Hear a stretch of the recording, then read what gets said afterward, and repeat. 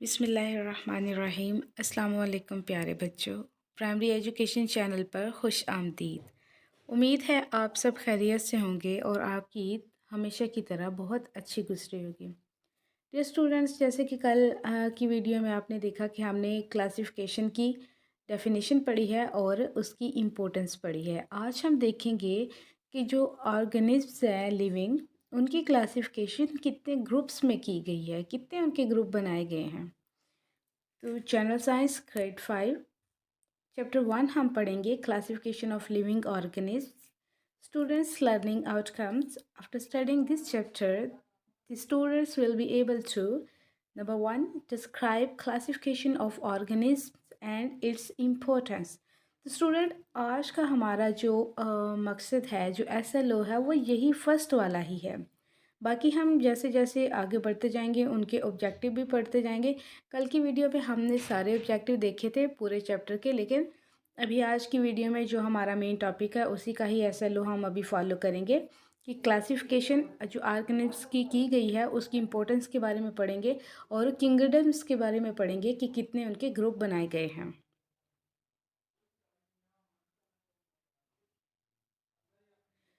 Five kingdom system. The organisms have been divided into five kingdoms on the basis of similarities and differences।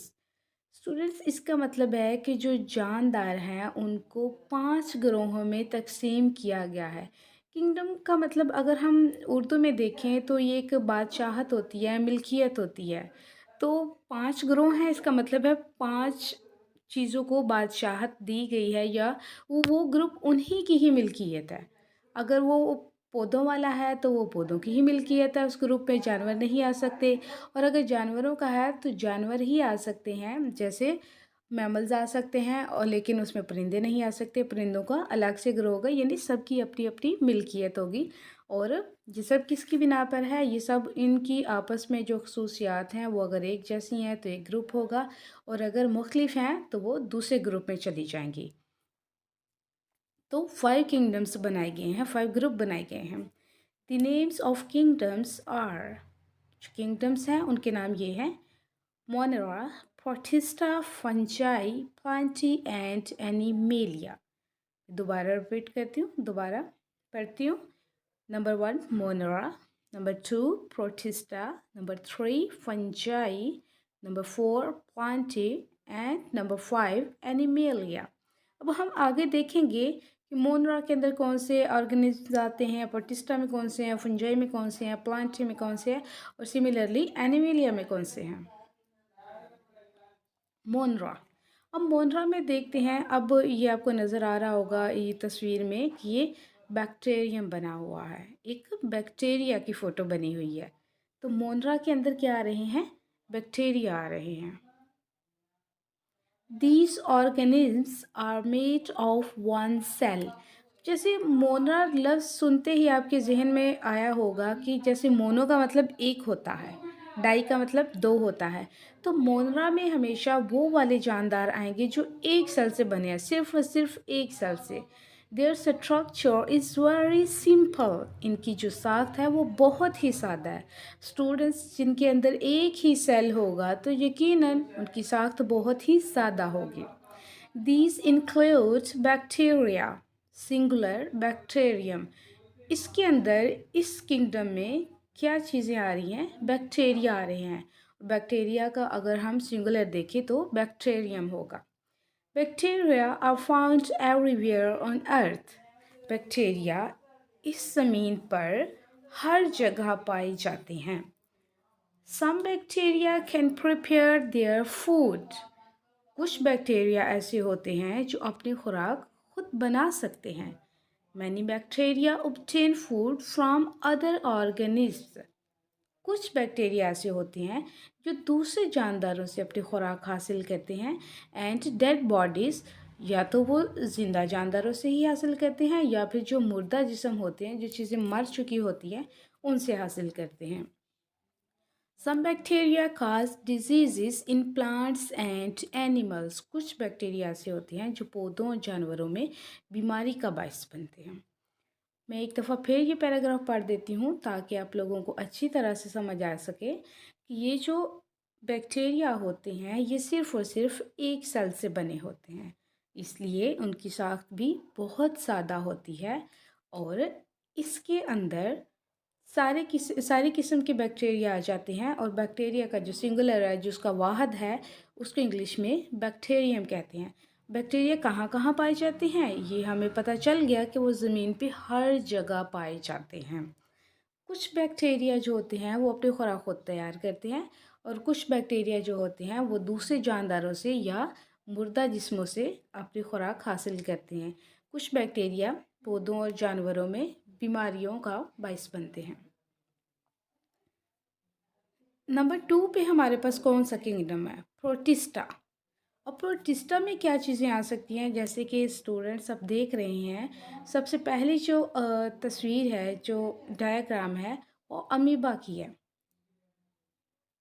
उसके बाद उसके नीचे ये जो तारें सी बनी हुई हैं ये है स्पायरोजाइरा। नंबर 3 पे जो एक जूते की शेप की तस्वीर बनी हुई है वो है पैरामीशियम। अब हम पढ़ते हैं इनके बारे में कि ये प्रोटिस्टा में ये जो तीनों जानवर अभी हम दिखाए जा रहे हैं तस्वीर में, ये कौन से हैं और ये करते क्या हैं। Most of them live in water.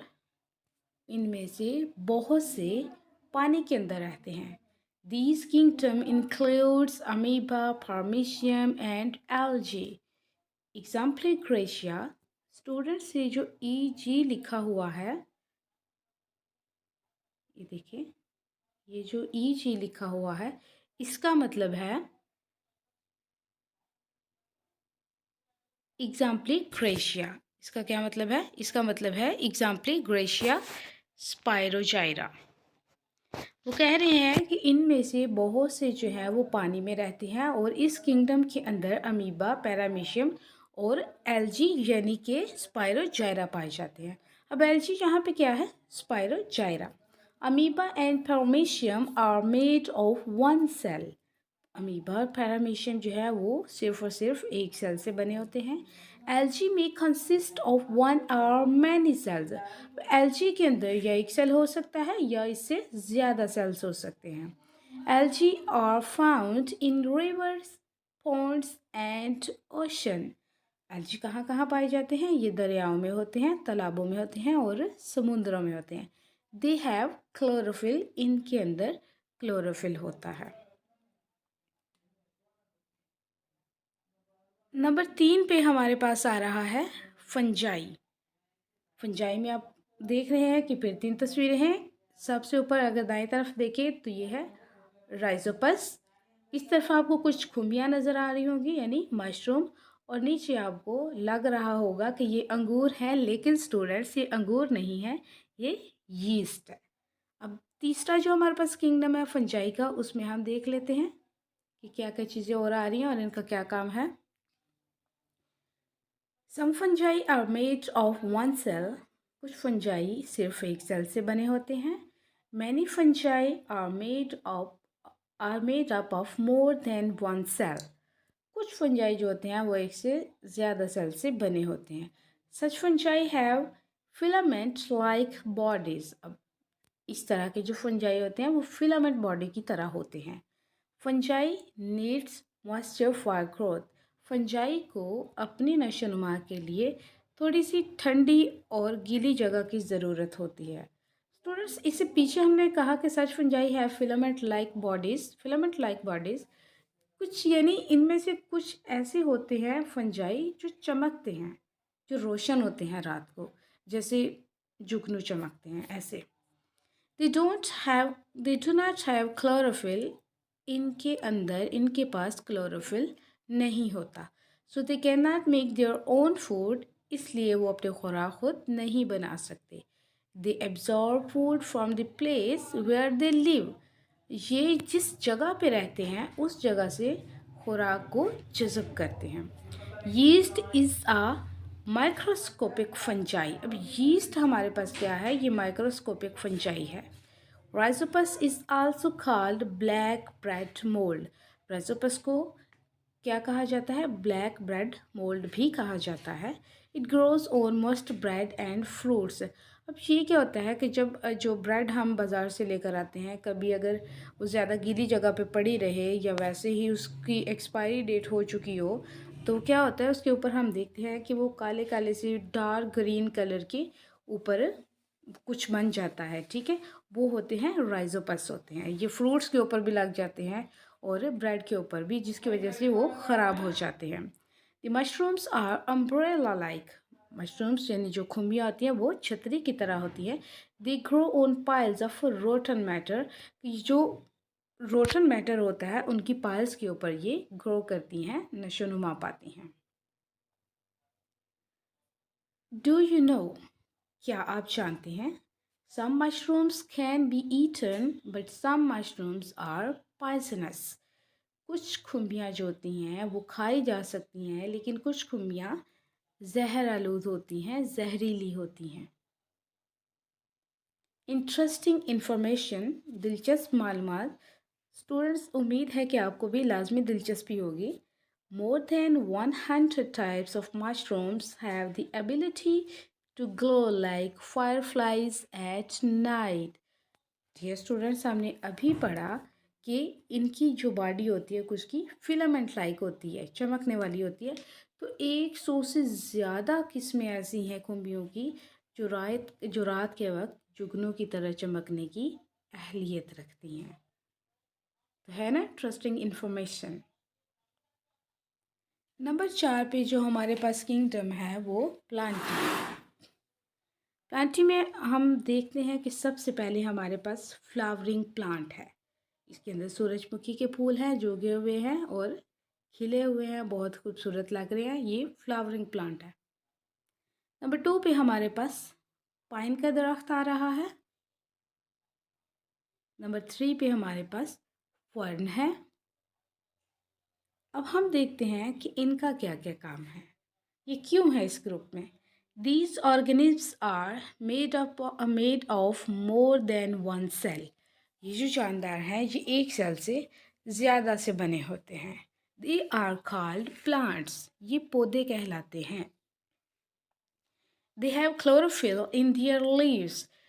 ये अपने पत्तों में क्लोरोफिल रखते हैं, यानी इनके पत्तों के अंदर ये एबिलिटी होती है, क्लोरोफिल होता है, ताकि वो अपनी खुराक खुद बनाएं।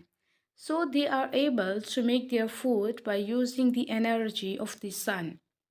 इसलिए ये इस काबिल होते हैं कि सूरज की रोशनी को इस्तेमाल करते हुए अपनी खुराक खुद बना सकें। ड्यू टू क्लोरोफिल की वजह से their leaves are green in colour. इनके पत्ते सब्ज रंग के होते हैं। इसी तरह से स्टूडेंट्स हमारे पास नंबर 5 पे है एनिमेलिया। एनिमेलिया जैसे एनिमल से पता चलता है कि एनिमल जैसे जानवर होते हैं, तो एनिमेलिया वाले ग्रुप में इस किंगडम में सिर्फ जानवर आएंगे। ये हमारा आखिरी ग्रुप है, आखिरी किंगडम है। जैसे कि हमारे पास एक बतख बनी हुई है, डक है, रैबिट है, और ये दोनों जानवर हैं। These organisms are also made of many cells. ये जानदार भी बहुत सारे सेल से मिलकर बने होते हैं। They are called animals. ये जानवर कहलाते हैं। They don't have chlorophyll. इनके पास क्लोरोफिल नहीं होता, so they cannot make their food. इसलिए वो अपने खुराक खुद नहीं बना सकते। They can move from one place to another. ये एक जगह से दूसरी जगह हरकत कर सकते हैं। पॉइंट टू पॉन्डर यानी सोचने वाली बात है। What is the difference between the parts of Hahn and duck. Students वो पूछ रहे हैं, सोच रहे हैं कि सोचने की बात है कि जो मुर्गी के जो पंजे होते हैं और जो बतख के पाँव होते हैं उसके पंजे होते हैं, इनमें क्या फ़र्क है और क्यों फ़र्क है, अब हम देख लेते हैं। Feet of hen are clad with 3 sharp toes and they are not for flight.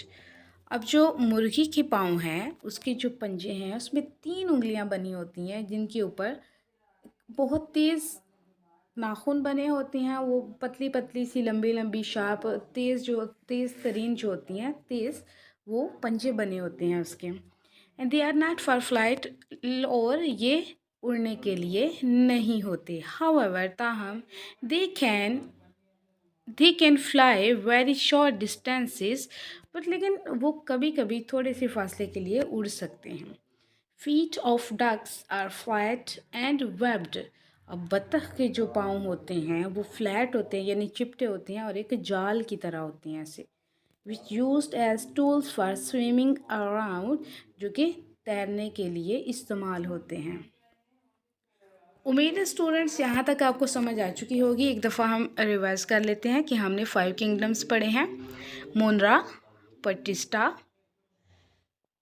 Fungi, animalia, और एक कौन सा था हमारे पास, ये आपने मुझे कमेंट करके बताना है कि जो एक नाम मैंने स्किप किया है वो कौन सा किंगडम है। उम्मीद है स्टूडेंट्स आपको अच्छी तरह समझ आ चुकी होगी। चैनल विज़िट करने का शुक्रिया। Thanks for visiting primary education. मिलते हैं नेक्स्ट वीडियो में। अल्लाह हाफिज़।